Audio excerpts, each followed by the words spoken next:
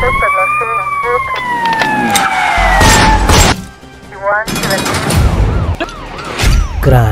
दस्तक।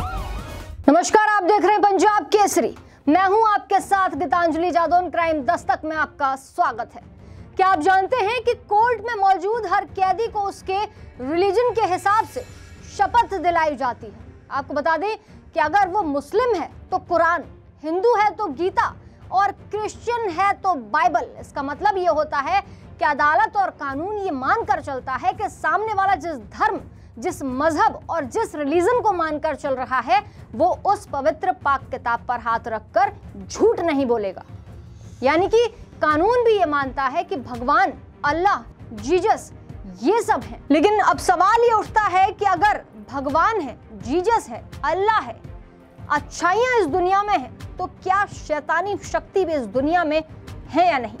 ये सब हम आपको इसलिए बता रहे हैं कि अमेरिका की एक अदालत में इस बात को लेकर बहस हुई कि अगर भगवान है तो शैतानी शक्ति भी है। आज हम बात करेंगे कि ऐसी ही कहानी के बारे में जो कि इंसान और शैतान के बीच की है। कहानी अमेरिका के स्टेट कर्निकेट की है। ब्रुकफील्ड एक छोटी सी जगह है जहां 20,000 की आबादी का यह शहर है। इस शहर में 180 साल के दौरान पहला क्राइम कत्ल की शक्ल में सामने आया। ये कहानी उसी कत्ल और इंसान शैतान के बीच में घूमती है। कहानी की शुरुआत होती है ग्लेजन फैमिली से। परिवार में पत्नी, पति और 8-9 बच्चे थे। उनके पति ने किसी शहर में जाने का फैसला किया। दोनों ब्रुकफील्ड में घर किराए पर लेकर रहने लगे। 17 साल का और छोटा बेटा डेविड था। बच्चे बहुत खुश थे। घर में सभी लोग अच्छे से रहने लगे, लेकिन बेटा डेविड अजीब हरकतें करने लगा।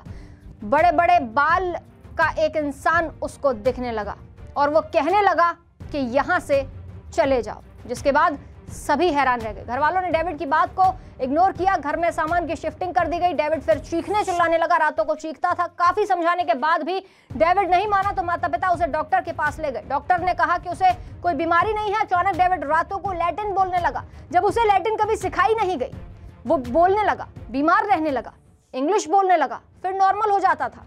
कहता था एक बूढ़ा शख्स कहता है कि यहाँ से चले जाओ। अब डेविड की अचानक आवाज चली गई थी। वो अब बोलता नहीं था, बल्कि अजीब अजीब सी आवाजें उसके हलक से निकलती थी। खौफनाक आवाज। घर वाले परेशान थे कि कुछ समझ में नहीं आ रहा। दोनों पति पत्नी धार्मिक किस्म के थे। चर्च से संपर्क किया। पूरी बात पादरी फादर को बताई गई। उन्होंने कहा कि डेविड ठीक है, लेकिन उसकी हालत खराब होती जा रही है। किसी ने सलाह दी कि किसी फादर से रिलीजियस ट्रीटमेंट करवाओ। एक्सिज्म कराए गए, जैसे कि जादू टोना, झाड़ फूक, लेकिन फादर और चर्च के पादरियों ने एक्सिज्म करने से मना कर दिया। परिजन बेहद परेशान थे। तभी पता चला कि इलाके में 2 लोग हैं जो भूत प्रेत शैतानी शक्तियों से छुटकारा दिलाने में माहिर हैं। इनका नाम था एड और लॉरेन। ये दोनों पैरानॉर्मल केस के एक्सपर्ट थे। परिजनों से मुलाकात की गई। एड और लॉरेन जेडी के घर पहुंचे। दोनों जैसे ही घर के अंदर दाखिल होते हैं, इस घर में शैतानी शक्तियां हैं ये कहने लगे। कहा गया कि एक नहीं 40 शैतानी शक्तियों का साया एक शख्स पर है। डेविड के शरीर पर यह 40 शैतानी शक्तियों का साया देखा गया। दोनों ने परिजनों को मशवरा दिया कि एक्सिज्म कराना पड़ेगा। इसके लिए एड और लॉरेन ने एक फादर को तैयार कर लिया। इसके बाद शुरुआत हुई। फादर ने घर में जाकर विधि विधान से 2 चरणों में ये एक्सिज्म किया। अब बारी थी तीसरे चरण की, लेकिन इस दौरान एक अजीब घटना घट गई। डेविड की बहन की दोस्ती एक लड़के से हुई जिसका नाम आर्ने था। डेविड का भाई बीमार था। आर्ने उसे देखने के लिए उसके घर पहुंचा। अब फादर घर में तीसरी बार आते हैं और इस प्रक्रिया में फादर उनकी एक असिस्टेंट डेविड के माता पिता के अलावा किसी को भी मौजूद रहने की इजाजत नहीं देते। लेकिन डेबी का बॉयफ्रेंड आर्ने डेविड के साथ रहने की जिद पर अड़ गया। तय हुआ कि एक्सिज्म के दौरान आर्ने कुछ नहीं बोलेगा। एक्सिज्म के दौरान डेविड की हालत खराब थी। आर्ने से ये बर्दाश्त नहीं हुआ। वो बीच में बोल पड़ा।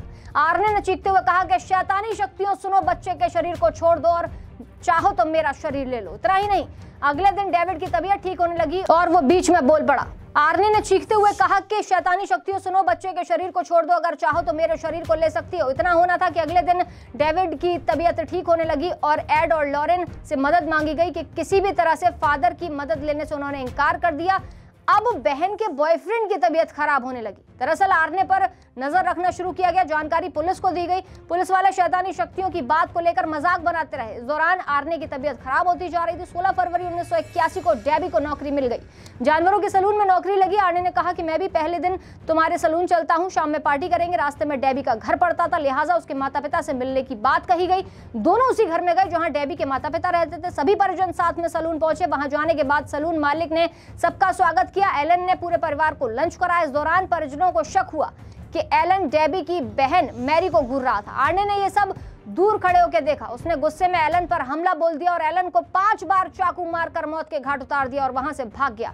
पुलिस को यह खबर मिली। पुलिस ने आर्ने को गिरफ्तार कर लिया। आर्ने ने कहा कि मैंने नहीं किया कत्ल। आर्ने ने कहा कि मुझे कुछ भी याद नहीं है।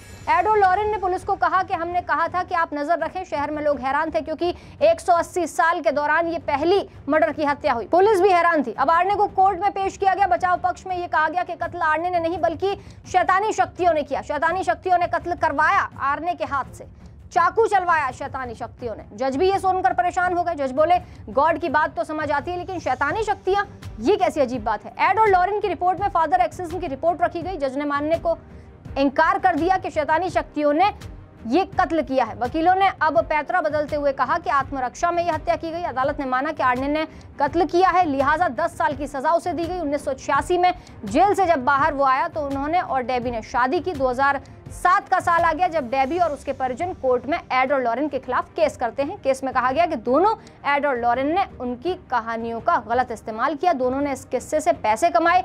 ये केस अदालत में डिसमिस हो गया। इस कहानी पर कई सीरियल बने और कई हॉरर फिल्म भी बनी। तो देखा आपने कि एक युवक पर 40 शैतानी शक्तियों का साया किस तरह रहा और कैसे कत्ल की वारदात को अंजाम दिया गया। ऐसी और थ्रिलर से भरी कहानियों को देखने के लिए देखते रहें क्राइम दस्तक।